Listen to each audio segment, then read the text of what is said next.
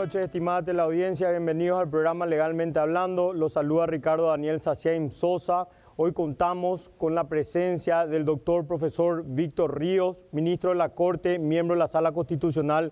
Buenas noches, estimado ministro. ¿Cómo está usted? Buenas noches, Ricardo. Muchas gracias por la invitación y saludo a la teleaudiencia. Muchas gracias por su asistencia, estimado ministro. Ministro, a un año y un mes de haber asumido el cargo, quisiéramos saber cuál era la situación de la Sala Constitucional al asumir y cuál es su situación a hoy. Bueno, obviamente cuando asumí había problemas de mayor demora en la Sala Constitucional porque estuvo un tiempo sin un integrante, ¿verdad? Pero la Sala Constitucional, como las otras salas, que son la Sala Civil y la Sala Penal, tiene 3 integrantes. Y precisamente se produjo la vacancia en la Sala Constitucional y si bien se integró con otro ministro, no es lo mismo que esté funcionando con sus miembros naturales. Entonces, cuando asumimos había realmente mucha inquietud por la demora excesiva en los trámites de los expedientes, que es un problema estructural del Poder Judicial, pero se agrava cuando se presentan este tipo de situaciones, en este caso la falta de un integrante de la Sala Constitucional. Recuerdo que lo primero que hice fue hacer una especie de inventario, a ver cuántos expedientes se encontraban en trámite en la Sala Constitucional. Eran más o menos como 5.700 expedientes en la Sala Constitucional y a partir de ahí empezamos a hacer un intenso trabajo para tratar de ponernos un poquito al día, ¿verdad? Y tomé algunos parámetros, ¿verdad? Algunas referencias para apurar los expedientes. Recuerdo que dije, bueno, vamos a resolver aquellos casos que tienen que ver con salud, porque hay muchas acciones que tienen que ver con, por ejemplo, asegurados del IPS que piden que sean atendidos o que piden que por ciertos medicamentos sean adquiridos por IPS, tiene que ver con la salud, con la vida de las personas. También expedientes que tienen que ver con jubilación, sobre todo hay un artículo de una ley que es el artículo 41 que impide que los asegurados de repente puedan retirar sus aportes. Hay pero centenares de expedientes con ese planteamiento. También aquellos casos que tienen que ver con regulación de honorarios y así sucesivamente. Fuimos avanzando, creo que razonablemente rápido y la idea es finalmente trabajar con criterio de calidad total y en esa línea estamos trabajando en la informatización de nuestro despacho por lo menos. Hay un proyecto de implementación del expediente electrónico en la Sala Constitucional, pero eso va a llevar un poquito más de tiempo. Y otro parámetro que tomé para empezar el trabajo es, bueno, revisar un poco cuáles son los expedientes más antiguos, pendientes, ¿verdad? Y bueno, encontré realmente el expediente más antiguo, era de 1998, que después, entonces dije, bueno, búsquenme los expedientes más antiguos. Entonces, el expediente más antiguo que encontré que estaba ahí... Del 98. De 1998. Y después ya eran así, expedientes del 2000, 2001. Bueno, eso prácticamente ya... o sea, no que prácticamente, fuimos firmando y fuimos dándole la solución que corresponde según nuestro criterio. Bueno, en ese contexto empezamos a trabajar y bueno, después yo tuve que ir acomodándome, tuve que ir adaptándome a la nueva dinámica porque yo no soy magistrado de carrera, vos sabés perfectamente. Sí, o sea, justo tuve la suerte de ser designado magistrado en la más alta instancia del Poder Judicial, entonces tuve que hacer un proceso de adaptación también, así como los futbolistas cuando van a jugar en Bolivia hacen el proceso de adaptación a las alturas. Bueno, yo tuve que hacer un proceso de adaptación al 10º piso del Poder Judicial, del Palacio de Justicia. Que lo hizo muy bien. Imagínense que estamos hablando de un ministro que ha hecho prácticamente una gestión administrativa de ver cuáles eran las prioridades, sobre todo la salud, que es una prioridad Sí. única, es la vida de nuestros queridos compueblanos. También hizo una gestión de data, de los tiempos, de los expedientes, por lo tanto, ministro, hizo toda una gestión administrativa al asumir. Sí, sí, porque es un compromiso también que asumí en el proceso tan, tan publicitado de mi designación, ¿verdad? Porque hay que olvidar también que mi designación como ministro de Corte ha significado un gran debate a nivel nacional, que me decían algunos amigos que hasta en los talleres mecánicos se discutía sobre el proceso aquel, y sirvió también para que la ciudadanía, que no siempre está informada de estas cuestiones, por ejemplo, empieza a discutir, bueno, el proceso de designación de un ministro de Corte y qué hay que hacer, qué hay que mejorar. Pero de todas maneras, bueno, yo había dicho que la idea era trabajar un poquito con una perspectiva más científica, en base a estadísticas, que es todavía, realmente hoy a un año todavía no pude consolidar bien esa parte. Estamos avanzando porque hay que, por ejemplo, cuando me dicen, hay mora judicial, primero hay que definir qué se entiende por mora judicial, cuándo hay, a partir de cuándo hay mora judicial. ¿Cuántos expedientes están en mora en el sistema? Nadie sabe. ¿Cuáles son en qué fueros hay más mora judicial, civil, penal, administrativo? Todo esos, vos sabés que todos esos datos, esa estadística no se tiene hasta hoy en el Poder Judicial. Nosotros estamos trabajando ahora por lo menos para tener una estadística razonable en la Sala Constitucional. Cuando se habla de mora judicial, ministro, en este sentido, como usted bien lo dijo, hay que tener el concepto, cuántos expedientes, en qué consiste la mora, si es que existe realmente, evidenciando X cantidad de expedientes. ¿Qué opina usted con el expediente electrónico? ¿Qué ventajas nos va a dar? Es una herramienta, no va a ser, y te agradezco por la pregunta, central tu pregunta. Es una herramienta, y es como toda herramienta, depende de cómo la uses. Bueno, yo como campesino no puedo con mi genio. Es como cuando te dan una asada. Vos podés usar esa herramienta para carpir o para darle por la cabeza a tu vecino. O sea, es una herramienta. Entonces, el expediente electrónico sí va a ayudar a superar, por ejemplo, digámosle, viejos atavismos, digamos, mecanismos de funcionamiento propio del siglo XIX, inclusive del Poder Judicial. Bueno, hoy se puede superar porque vamos a tener la herramienta de las nuevas tecnologías de la información y de la comunicación. Ahora, si vos no sabes manejar la herramienta, o si realmente no querés que el proceso se resuelva rápidamente, y podés manipular otra vez la herramienta de tal forma que no se cumpla con el fin establecido, con el fin legítimo previsto, que es acelerar la resolución de los casos. Y además un elemento fundamental que aporta, que va aportando el expediente electrónico, es la mayor transparencia, porque no hay que perder de vista que el poder del Estado que menos se ha democratizado en el país y menos transparente hasta hoy es el Poder Judicial. Ese es un problema grave. Es más, yo formé parte de la Comisión de Reforma del Poder Judicial siendo diputado, y tuvimos muchos debates, inclusive discutía con magistrados, que hoy son colegas, y me decían, ¿de dónde sacás que el Poder Judicial tiene que ser democrático? Y yo le decía, pero fíjense, este es un Estado constitucional democrático. El Poder Judicial tiene como función central la salvaguardia de la Constitución, custodiar la Constitución democrática. Entonces,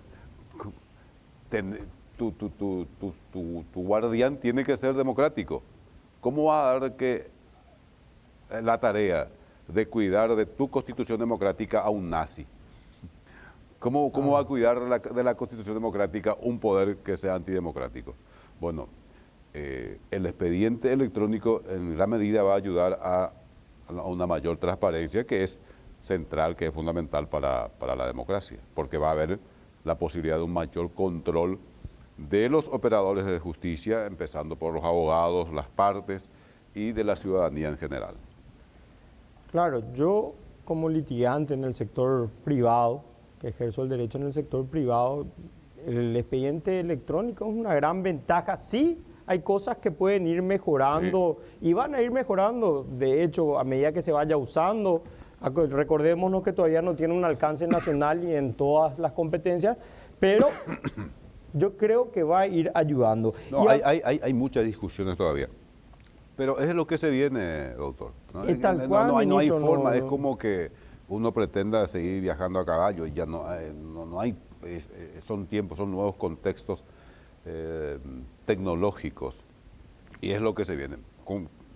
Te comento como primicia que en una de las sesiones ya del mes de diciembre del Pleno de la Corte hemos decidido firmar un convenio con la Universidad Americana, que es una universidad privada muy prestigiosa, que va a trabajar con financiamiento del CONACYT, va a presentar el proyecto, esperemos que CONACYT decida financiar el proyecto de investigación de el uso de la inteligencia artificial en la elaboración de sentencias, que es algo muy interesante, que es algo que se viene.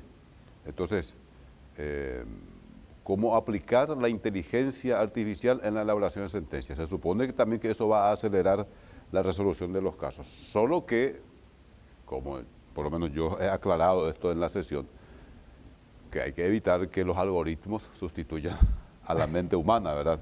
Porque si uno va a aplicar algoritmos nomás a todos los casos, eso te puede llevar a soluciones absolutamente injustas e inconstitucionales. Entonces, la aplicación de la inteligencia artificial, que es el próximo paso, en la resolución de casos judiciales, no puede implicar de ninguna manera reemplazar a la mente humana, ¿verdad?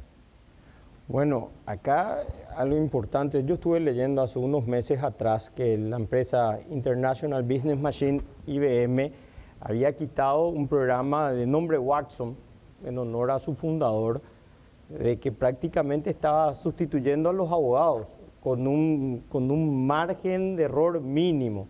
Es como usted dice, más o menos es lo que se viene, ministro, o sea...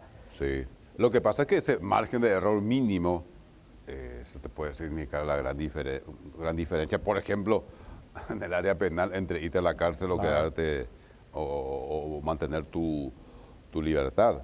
De todas maneras es lo que se viene. Yo tengo una obrita chiquitita que había publicado justamente donde digo, bueno, ¿qué es lo que tenemos hoy? ¿Crisis de las humanidades o crisis de la humanidad? Hoy se habla, o sea, hay una discusión muy fuerte con desarrollos teóricos muy interesantes y preocupantes y a veces hasta desesperantes que hablan de la sociedad poshumana, o sea, de un tiempo a esta parte, o sea, de aquí a un tiempo, bueno, algunos dicen que vamos a ser reemplazados directamente por los robots. Bueno, ¿cómo será esa sociedad? Y no sé, pero de todas maneras, en materia educativa, por ejemplo, hay universidades, por ejemplo, las universidades chinas, de China continental o China comunista, hay universidades ya que están reemplazando a los docentes por la inteligencia artificial. Es decir, vos llegas a la universidad y sale una dama virtual y te da clase. Imagínense. Y dice que está muy contento porque dice que esas docentes, aparte de ser muy bellas, también no piden aumento de sueldo, no piden jubilarse, no piden vacaciones, no hay sindicato, nada. Estimado ministro, una consulta para responderla al volver de la pausa. Cuando usted asumía estaba hablando de la modificación del Código de Organización Judicial, que necesitamos algo más democrático. A volver de la pausa.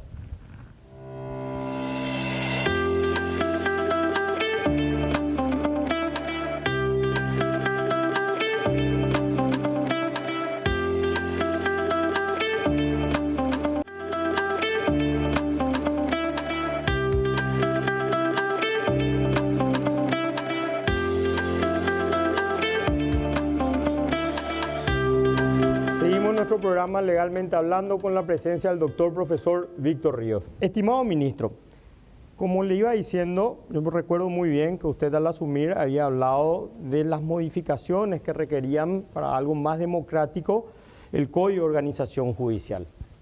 Sí, el Código de Organización Judicial es un código aprobado durante la dictadura, igual que el Código Procesal Civil. Entonces, obviamente, y ese Código de Organización Judicial, además de no tener legitimidad democrática, esto hay que decirlo claramente por más que duela, no tiene legitimidad democrática. Además de eso, es un Código de Organización Judicial pensado para otro Poder Judicial. O sea, hoy, realmente en este momento estamos viviendo un momento de transición. Así como dije que el Poder Judicial paraguayo es el que menos se ha democratizado, hoy empieza a democratizarse en serio.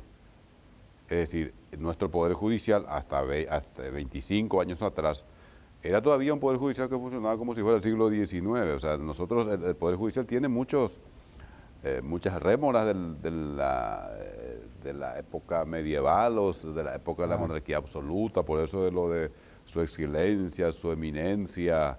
Hay un trato así, o sea, hay todo un rito que tiene mucho que ver con lo monárquico, con lo no democrático.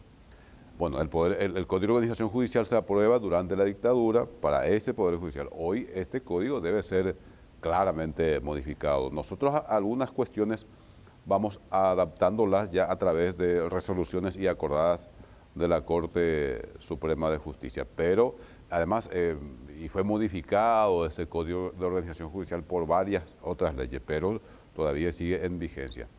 Nosotros estamos trabajando con un equipo en la elaboración de un proyecto. Es bastante complejo, pero la idea es que no pase mucho tiempo para poder presentar un proyecto de nuevo Código de Organización Judicial. Por ejemplo, que ha sido tuvo una modificación importante con la aprobación de la ley que organiza la Corte Suprema de Justicia, que es de 1995.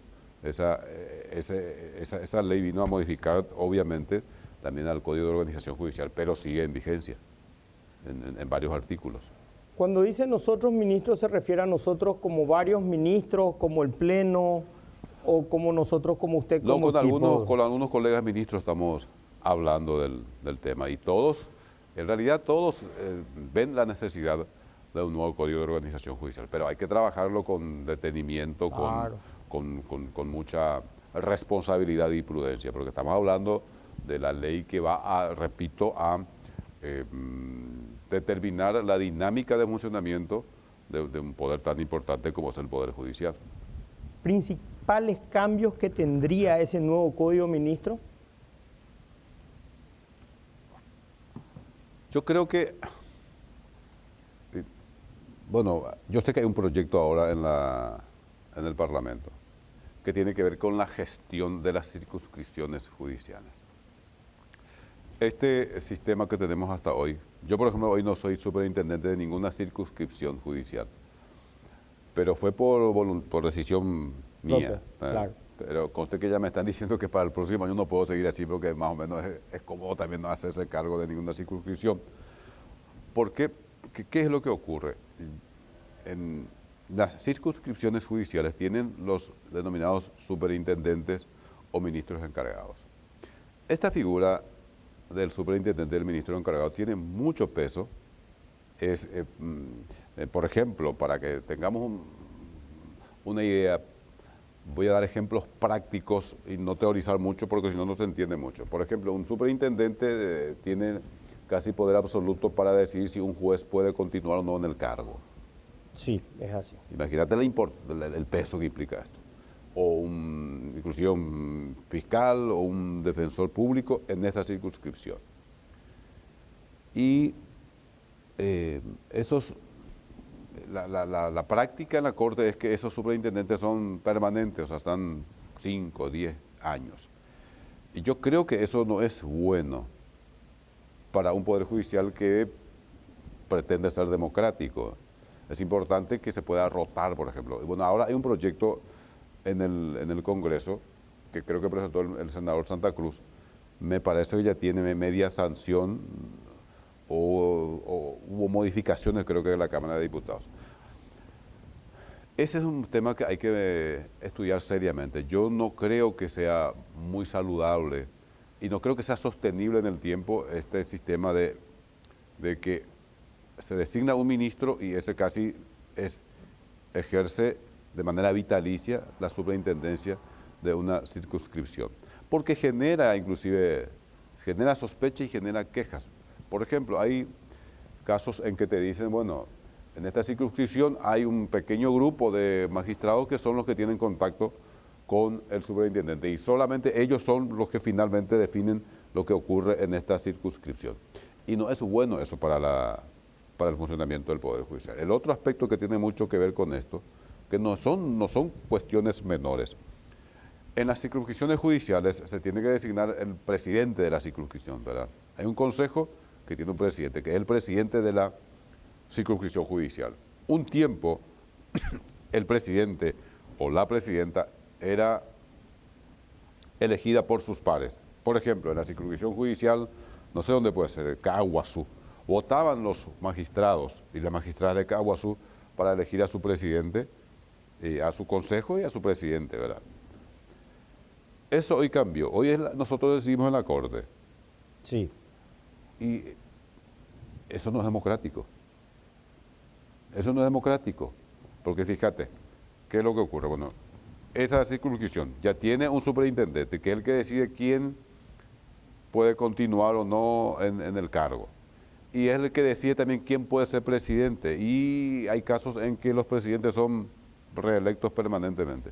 Y eso genera inquietud, genera desazón y genera una especie de magistrados de primera categoría, que son los que tienen contacto directo con el superintendente, y magistrados de segunda categoría, que son aquellos que no tienen contacto directo con el superintendente. Este es un debate que tenemos respetuosamente, pero de manera permanente con los demás ministros de la Corte.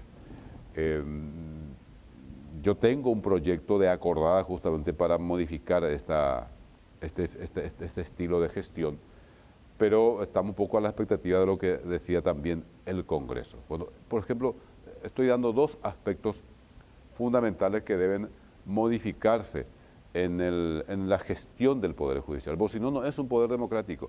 Y aquí vinculo esto con un aspecto central que yo sé que es tu preocupación y preocupación de todos los paraguayos y todas las paraguayas, que es la independencia del Poder Judicial.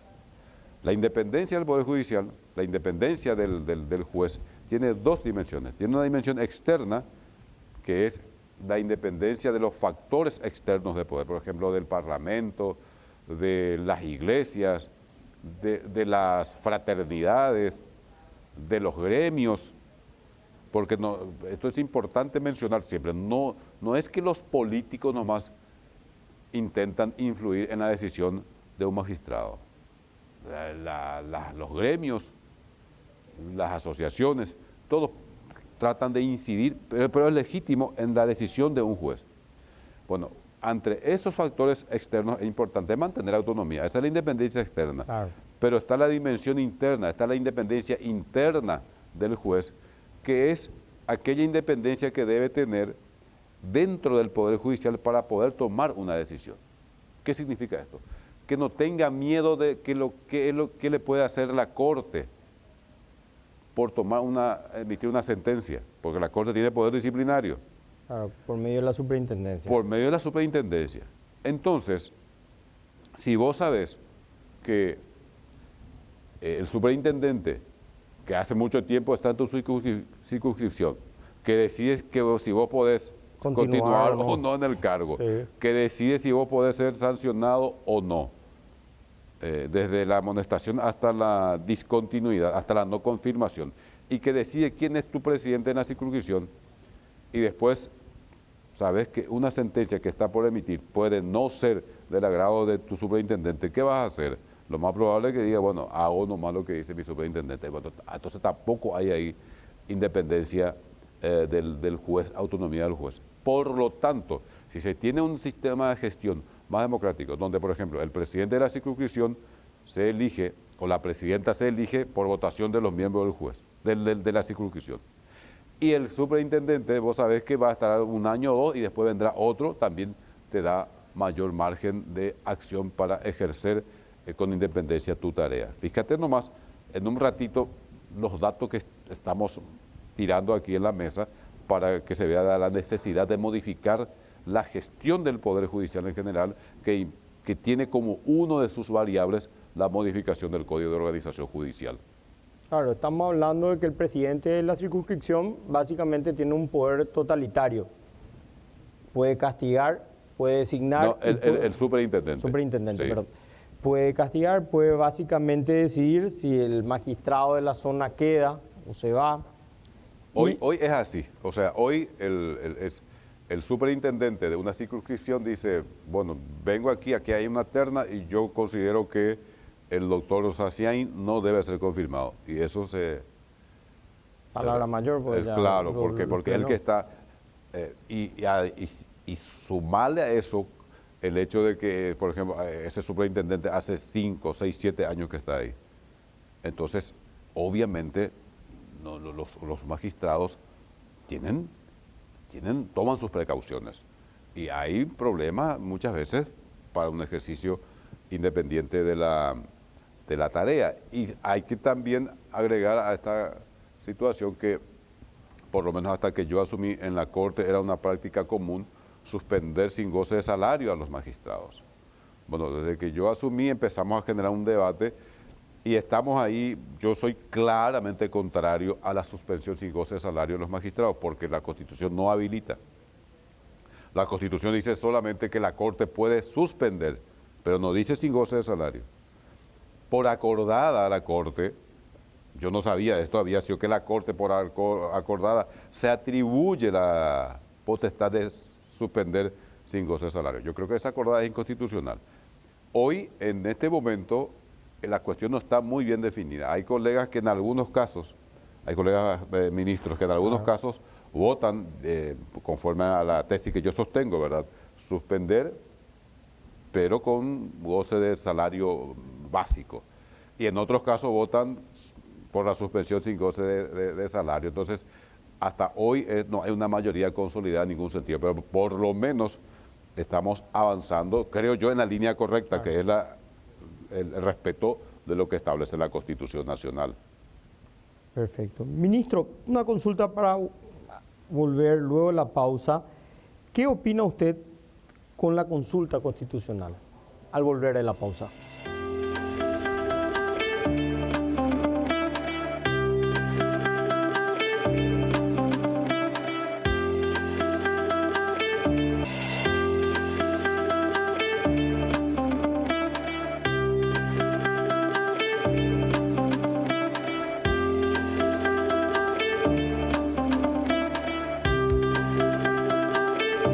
Nuestro programa Legalmente Hablando con el doctor profesor Víctor Ríos.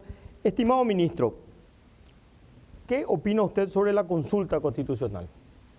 Bueno, este es un tema que ha generado un voto mío que generó a su vez un gran debate y sigue generando un gran debate a nivel nacional.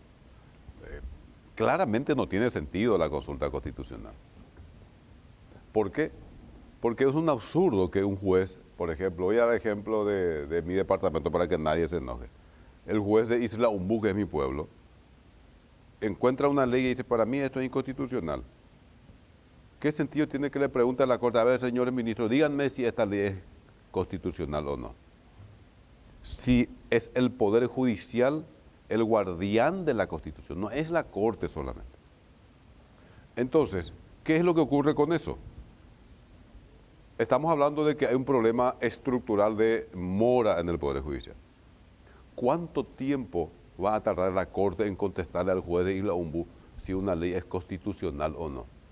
Y mientras tanto el ciudadano ahí en Pampa y la Vía, sin poder resolver su caso. ¿De dónde viene la consulta constitucional? Viene de la Constitución de 1967. Pregunta, ¿esa Constitución se aprobó en democracia o en dictadura? Dictadura. En dictadura. ¿Cuál es qué toman en cuenta? El Código Procesal Civil, también aprobado durante la dictadura. Pero decía, bueno, conforme al artículo 200 de la Constitución 67, corresponde la consulta constitucional. O sea, viene un juez, llega el caso, a ver, yo creo que esta ley puede no ser constitucional. ¿Qué hago? pregunto a la Corte, y ahí a las calendas griegas. En 1992 Paraguay aprueba una nueva constitución. Derogó o sea, no existe más la constitución ya no está 67. vigente. Sí. Entonces, no tiene sentido. ¿Qué dice la constitución hoy en Paraguay? Dice, los jueces, las juezas deben dictar su sentencia o sus resoluciones fundadas en la constitución y en la ley. Después, con la aprobación de los tratados internacionales que pasan a tener jerarquía superior a la ley, entonces el magistrado de cualquier lugar del país, de cualquier circunscripción, de cualquier especialidad, debe fundar su resolución en la Constitución, tratados internacionales, por ejemplo, la Convención, el Pacto de San José de Costa Rica, después la ley. Entonces, si vos encontrás, si a vos te presentan un caso como juez, tenés que mirar tu ley, no solo si es compatible con la Constitución, sino también si es compatible con los tratados internacionales. Y si haces el esfuerzo interpretativo y encontrás que esa ley no es compatible con la Constitución, por ejemplo, voy a dar un ejemplo así paroxístico para que se entienda mejor. La ley dice, en casos de violencia contra la mujer, el juzgado podrá, o sea, el policía podrá torturar al acusado. Vamos a suponer que eso se apruebe. O por ejemplo, un proyecto que se presentó dice, los acusados de tales delitos podrán ser sometidos a castración química, que ya se presentó como proyecto acá. Sí. Bueno, eso es claramente violatorio de la Constitución y de la Convención Americana sobre los Derechos Humanos. Entonces el juez dice, pues, lo que tiene que hacer es decir, señores, esta ley, según mi interpretación, no es compatible con la Constitución y aplica directamente la Constitución. No hace falta consultar a la Corte. Aplica la Constitución o la Convención Americana sobre Derechos Humanos o cualquier otro tratado internacional. Entonces, la consulta constitucional en realidad no está autorizada por la Constitución ni por la Convención. Al contrario, la Corte Interamericana de los Derechos Humanos, cuyo presidente estuvo hace poco con nosotros, hace unos días, claramente le dice a los jueces, ustedes todos tienen que de oficio hacer lo que se llama control de convencionalidad, es decir, ver si la ley es compatible con las convenciones internacionales. Y eso también significa el control de constitucionalidad. Vos como magistrado, esa es tu tarea. Es decir, cuando el Estado paraguayo te dice, doctor Sacien, yo lo designo a usted juez de paz de Isla Ombú, usted está obligado a ir a aplicar primero la Constitución, los pactos internacionales y la ley. Y si en esta jerarquía encontrás que la ley contradice la convención, no aplicás la ley, aplicás la convención internacional. Así de simple y sencillo. El 137 de nuestra Constitución es muy claro. Constitución, tratados internacionales, leyes del Congreso. Entonces no podés estar dudando si aplicar o no la ley o la Constitución. Se aplica la Constitución. En un orden y esto yo digo en varios votos, dije, y generó un gran debate a nivel nacional sobre la potestad que tienen los jueces de ejercer control de constitucionalidad y de convencionalidad, y sobre la consulta constitucional, porque se confunden, porque dicen, ah, no, este ministro que vino aquí está loco, porque la Constitución es muy clara, solamente la Corte y la Sala Constitucional pueden entender acciones de inconstitucionalidad. Sí, esa es otra dimensión. Solamente la Corte, ya sea como pleno o Sala Constitucional, puede decir, declaro esta ley inconstitucional, y no se puede aplicar en el caso. Los jueces no pueden hacer eso, los jueces simplemente no aplican, y aplican la Convención y la Constitución, sin decir declaro inconstitucional la ley, que es otra cosa. Esa es, el control de constitucionalidad y de convencionalidad tiene también dos dimensiones. Tiene una dimensión exclutoria o saneadora que le dice que es cuando vos decís esta ley es inconstitucional. Eso solamente puede hacer la Corte, ya sea como pleno o como sala constitucional. Claro. Y tiene una dimensión constructiva, se denomina. ¿Qué significa eso? Es cuando vos simplemente no aplicás porque considerás que es inconstitucional una ley y aplicás directamente la Constitución. Porque eso sí no puede hacer el juez de paz de Isla Ombú, ni el juez ni el Tribunal de Apelaciones de Ciudad del Este. Nadie más puede decir que una ley es inconstitucional que no sea la Corte como pleno o como sala. pero podés dejar de aplicar porque considera que es inconstitucional una ley. Entonces no hace falta la consulta, es un absurdo, con todo respeto a los que piensan lo contrario. Claro, pero convengamos, como este es un programa didáctico, explicaremos la prelación jurídica, inicia Constitución Nacional, acuerdos y tratados internacionales, leyes y decretos. Sí. Lo que está diciendo usted entonces, ministro, es simplemente, en el caso, por ejemplo, de violencia doméstica o violencia contra la mujer, que tuvimos muchos invitados en Octubre Rosa, por lo tanto fue un tema muy tocado en el programa, estamos hablando en un ejemplo, la Constitución, el Pacto de Upará o las 100 reglas de Brasilia, un juez de paz, en un caso práctico, si alguien ejerce algún tipo de violencia, ya sea psicológica o física contra la mujer, no hace falta hacer ninguna consulta. No. Simplemente... Pero es absurdo, ¿Cómo el juez va a estar consultando qué debe aplicar? Si te dice claramente, en un debate interesante que tuvimos en el ámbito académico, un connotado doctrinario me dijo, lo que es peligroso es lo que usted está planteando, porque usted está planteando que el juez no aplique la ley. Y le dije, es mucho más peligroso que no aplique la Constitución. ¿Usted qué aplicaría? Tenés la ley que dice una cosa, la Constitución dice otra cosa. ¿Cuál aplicaría? Directamente la Constitución Nacional, los acuerdos internacionales y luego la ley. Sí. Así de simple y sencillo. Y en materia de justamente de violencia contra la mujer, hay un buen trabajo de varios jueces que invocan mucho los convenios internacionales. Es muy interesante eso. Es más, la otra vez un magistrado, un juez de paz me dijo en un debate, yo creo que hay en el caso de la exclusión de hogar, hay una violación del derecho a la defensa del excluido, ¿verdad? Porque dicen, inmediatamente se lo excluye y el artículo 8 de la Convención Americana dice que uno tiene derecho a ejercer la defensa. ¿Qué hago ahí? Me dice. Bueno, si usted considera que viola la Convención Americana, haga la audiencia, pero haga rápido, no espere de 2 meses, 3 meses, que la bestia esta siga violentando a la pobre mujer. Eso es lo que es lo que hay que evitar. Si usted cree que merece una audiencia, hagan en 12 horas, venga acá, haga la audiencia, cumple con ese requisito y ya está. Pero lo que pasa es que muchas veces se quiere usar eso como excusa y entonces dice, bueno, mientras pueda preparar su defensa, la bestia esta sigue en la casa golpeando a su mujer por 3 meses más y después terminan en casos extremos. Eso es, pero además ahí en ese caso hay una cuestión, le dije, la famosa ponderación.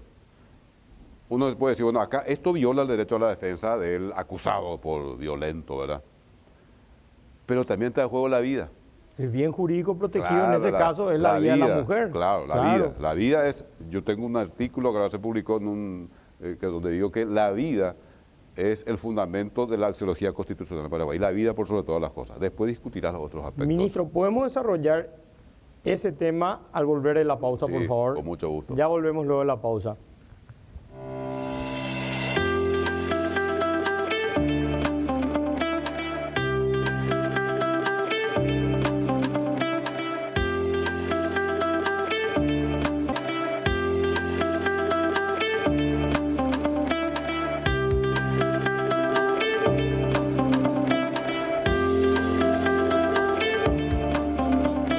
Seguimos nuestro programa Legalmente Hablando con el doctor profesor Víctor Ríos. Estábamos hablando de prácticamente un caso de suma importancia y lo seguimos desarrollando, estimado ministro. Bueno, decía que en el caso de nuestra Constitución, yo tengo desarrollado esto, en nuestra Constitución, en realidad la vida ni siquiera es un derecho, es anterior al derecho, es el fundamento de todos los derechos. Es así. O sea, todos los derechos tienen que estar al servicio de la vida. Entonces cuando te dicen, ¿qué está primero, la libertad o la igualdad? No, depende. Habrá casos en que la vida, para proteger mejor la vida de alguien, tenés que apuntar más hacia la igualdad, hacia el derecho a la salud, a la educación o la libertad. La vida es el fundamento de todo. Todo tiene que estar en función de la vida. Porque nuestra Constitución, desde el preámbulo, habla del reconocimiento de la dignidad humana. Es decir, está en función, o sea, toda la teleología constitucional, el objetivo final, la finalidad última de la Constitución es la protección de la vida digna y con calidad. Por lo tanto, no tiene que haber confusión. Cuando, por ejemplo, Hay una gran discusión qué hacer con los autos importados, que tienen, no sé, a partir de 15 años de antigüedad. Ahí algunos plantean, dice, libertad de comercio, la libre competencia. Otros dicen, no, está contaminando el ambiente, pone en peligro la vida. Hay que ponderar. Claro. Entonces, me parece que desde esa perspectiva tenemos que mejorar en el manejo de lo que se denomina la axiología constitucional, la teleología constitucional, el ethos, o sea, la ética que está en la base de la Constitución, que es una ética de la vida. Y a partir de ahí se construyen las sentencias, los derechos fundamentales están en función de la vida. Por eso es que en este caso de la violencia contra la mujer, si bien uno puede decir, acá creo que hay un problema con el derecho a la defensa, pero vos tenés que actuar rápidamente para cumplir con ese objetivo fundamental de la Constitución, que es la protección de la vida. Hay una persona cuya vida corre peligro.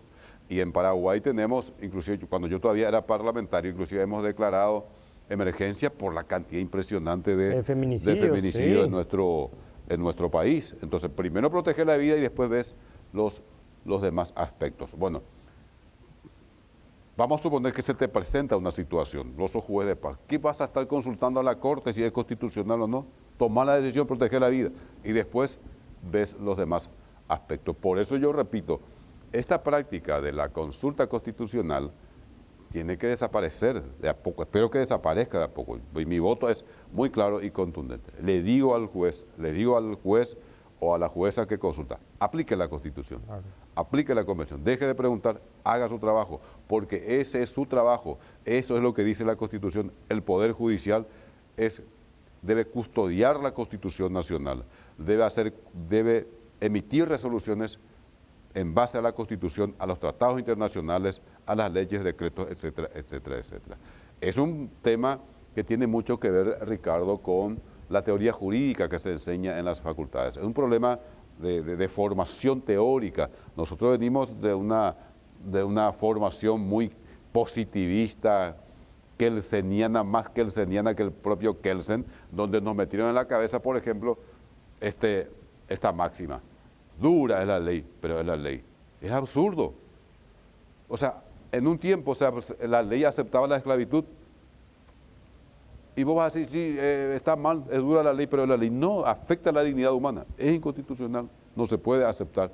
Pero venimos de esa escuela muy, muy, muy dura desde la perspectiva positivista y una teoría jurídica superada hoy. Eso está superado. Entonces, imagínate nomás que uno dude qué va a hacer cuando encuentra una ley que es, por ejemplo, claramente inconstitucional. Y dudas tanto que terminás preguntándole a la Corte qué tenés que hacer. Si esa es tu tarea, aplicar el ordenamiento jurídico tal cual está establecida la jerarquía de las normas, que empieza, repito, con la Constitución. Una excelente explicación, sobre todo muy didáctica, viniendo de un profesor como usted. Gracias, Ricardo. Estimado ministro, el doctor profesor Víctor Ríos, ¿cuál usted piensa que va a ser su mayor legado a la Corte Suprema de Justicia? Mira, estamos haciendo un esfuerzo para adaptar la jurisprudencia constitucional de Paraguay a las tendencias regionales, internacionales. Nosotros tenemos que reconocer que hay que mejorar muchísimo nuestras sentencias, hay que trabajar mucho en la argumentación jurídica, hay que incorporar las nuevas tendencias. Estábamos hablando de nuevas teorías jurídicas, hay que incorporar las nuevas tendencias. Definitivamente hoy la cosa no pasa por hacer la famosa subsunción. No es suficiente, hoy por eso se discute. Hay un alemán muy famoso, Robert Alexy, que ha construido la teoría de los derechos fundamentales y dice, bueno, no es suficiente la subsunción, por ejemplo. No es que voy a agarrar un caso, encuadrar dentro de una ley y si no entra ahí no solucionas. Hay casos en que tenés que trabajar en lo que se denomina la argumentación jurídica, ponderar derechos, entrar en juego, como ya dijimos hoy, la libertad de empresa o la vida. Y ambos derechos están consagrados en la Constitución.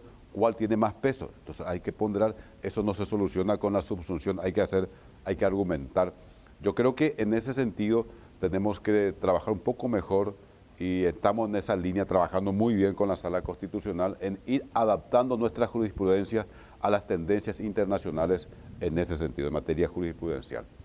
El otro aspecto que tiene que ver más bien con lo que mencionaste con la cuestión administrativa, espero que podamos terminar incorporando los criterios de calidad total en la tramitación de los expedientes, no solamente en mi despacho, no solamente en la Sala Constitucional, sino en la propia Corte Suprema de Justicia, porque eso nos va a permitir ser mucho más transparentes y mucho más democráticos.